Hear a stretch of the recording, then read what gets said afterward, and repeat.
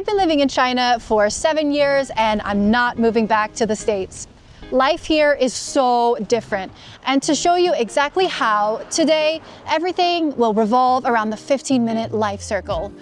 Now, I'm BeeRose in China. What exactly is that? It means that wherever you live in Beijing, within a 15-minute walking distance from your home, everything you could possibly need is there. That means banks, parks, cinemas, canteens, hospitals, and more.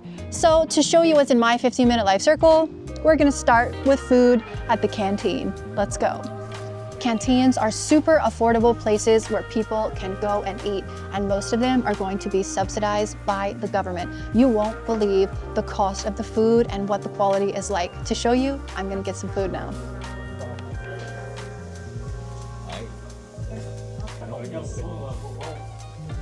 支付宝收款46元。 That price was for 2 people. That means that for 1 person, it's a little over $3, which is absolutely insane. In the States, you could never have a price like this. Veggie dishes are gonna cost you $1 and meat dishes are going to be $2. Let me show you what we got. We have been eating it, but we got some potato slices, spicy chicken, cabbage, and pork with potatoes, and the taste is absolutely insane. It doesn't taste like it was $3. It is so delicious. This place is a smaller community canteen, but there are places that are much, much larger and they have more options. This one seems to operate on a schedule, so they only cook certain things on certain days. And also, if you are over 60, you get a lot of benefits. You get a reduced price here, you get free bus rides, and more. So it pays to be old in China.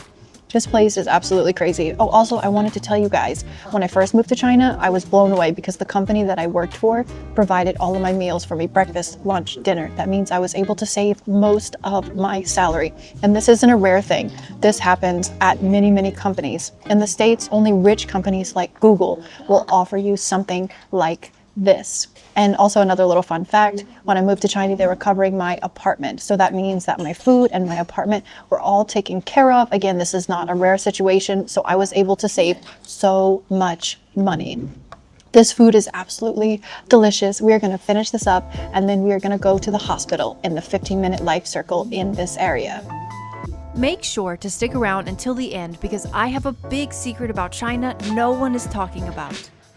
Everything I do feels easy now, but it wasn't always like this. When I first moved here, doing simple things was very stressful, like going to cafes, to stores, to hospitals, and more.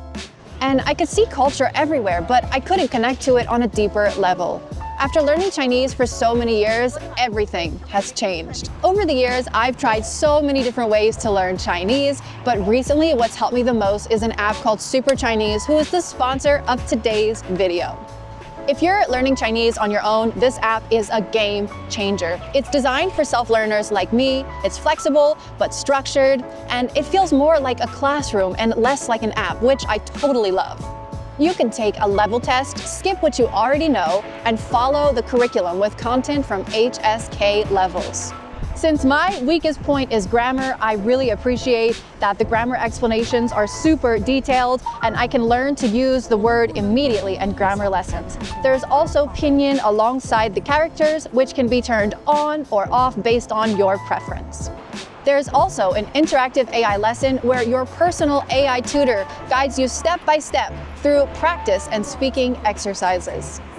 I love the little animations that go with each conversation. They bring the lessons to life and simulate real situations, which is perfect if you are not in an immersive environment. In later levels, animations dive deeper into Chinese culture. For example, there's a conversation about Double 11, which is China's biggest online shopping festival. It's so fun learning through real cultural moments like these. This has been my go-to after the kids go to bed at night, and I can really see an improvement in my Chinese skills. Now it's time to go and practice more with the locals. Let's get back to the 15-minute life circle. And the next thing I have to show you in this 15-minute life circle is the hospital, which is right behind me. I'm on a bridge right now. The view is absolutely incredible. If you need to see a specialist at the hospital, you won't have to wait months like you would in America. You can usually book an appointment immediately, and it's incredibly affordable. Yes, the hospital can be very busy. There's a lot of people who live in Beijing, 22 million to be exact, but that means that these specialists are complete experts in their crafts. There is nothing that you could have where you would walk into the hospital and they wouldn't know what's going on. They have seen everything under the sun. And something else that shocked me here is that getting an x-ray is super affordable. You take your x-ray, you go and you print out the pictures, and then you bring it to the doctor and they will tell you what's up.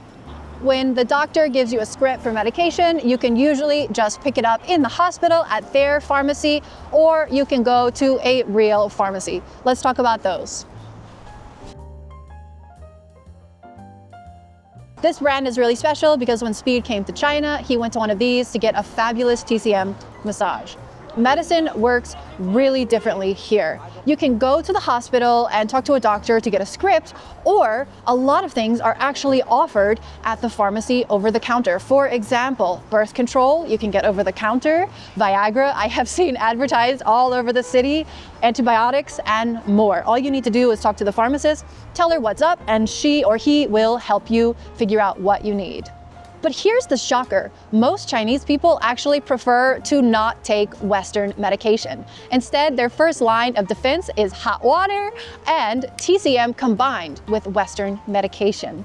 What's the difference between Western medication and TCM, you might ask? Well, TCM, you have to take more medicine for a longer amount of time, but it's generally softer on the body. Whereas with Western medication, you take less and it will fix your body faster, but probably cause more harm to you.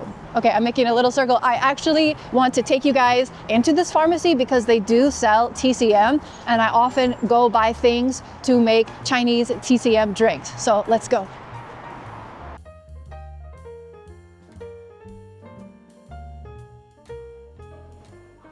I'm checking out the juices in here, and there is a big lizard in here. I'm not sure I'm brave enough to drink this. Got the ingredients. Now it's time to go back into the cold. Let's go. My entire mindset toward health and taking medicine has completely changed since moving to China. I used to take Advil or Tylenol for any simple ache or pain, and now I try to understand what's actually going on and not just put a Band-Aid over it. I want to really solve the problem. And when I first moved here, I had terrible tummy issues. I was very irregular. I would go to the bathroom maybe every 3 to 5 days, which is absolutely not good. And so I found a doctor who gave me TCM tummy massages, and let me tell you, I am totally regular now. She healed me. She was absolutely amazing. And I also got bagua, which is cupping done by her, and that just made me feel like totally reborn. Bagua is absolutely incredible. I was a little intimidated at first. The way it looks is a little bit scary, but actually it is so wonderful. You feel absolutely amazing after you get it done. If you guys want a deep dive video on TCM and my experiences here in China, let me know in the comments. This is not in my 15-minute life circle video, but I just want to show you guys how often I stumble upon churches. I just found the Beijing Christian Chongwenmen Church. They are everywhere. So if you want to say that China doesn't allow religion, you are absolutely incorrect. Built in 1882.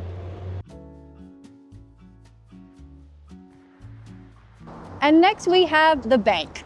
Why am I just passing by? Because in my daily life, I barely ever have to go here. I can do everything on my phone. As long as it doesn't concern a lot of money, it can be done on the app. If you do have to go in though, a lot of what you need done can be done on machines, which is also awesome. You often see a lot of elderly people in the bank. They're usually making investments or getting money out for hongbao for the grandchildren. And my favorite thing about banks in China, they're open on Sundays. Now it's time to go to my favorite part of the 15-minute life circle, which is a park. It's hard to show you through the camera just how many green spaces Beijing has. And when you think of Beijing, you think of big city. You don't think of parks everywhere, but that's absolutely true. There are parks dedicated to each 15-minute life circle, and they are absolutely crucial for the mental health of each 15-minute life circle community. People of all ages come to the park to dance, to sing, to exercise, to play games, come to community events, and more. And the best part is, it's all for free. In America, there is nothing like this offered that is free. And I think it's about time that America got something like this where they could start to build a sense of community, because I think Americans so desperately need that right now, a sense of community and togetherness.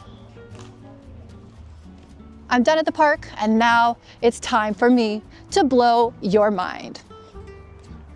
If you've stuck around up until this point, it's now time for me to tell you the big secret. This is going to blow your mind, but first I need to go underground.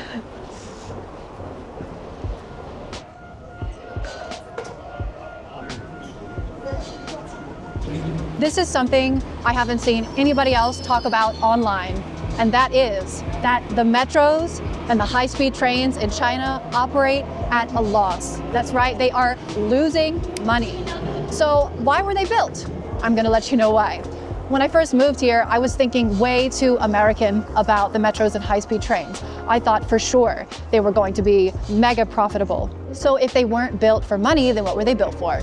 They were built for the people. In America, if something doesn't turn a profit, it is either not built or it's not maintained in general. That is the fundamental difference between China and America. China really cares about its people and invests in things that will make the people's lives better, just like the 15-minute life circle. And I do have to give credit where credit is due. The 15-minute life circle comes from Japan. It eventually spread to Taiwan, to South Korea, and now it's in mainland. Well, my train is here, so that means it's time to go. Let me know what you guys think about the 15-minute life circle. Until next time, BeeRose out.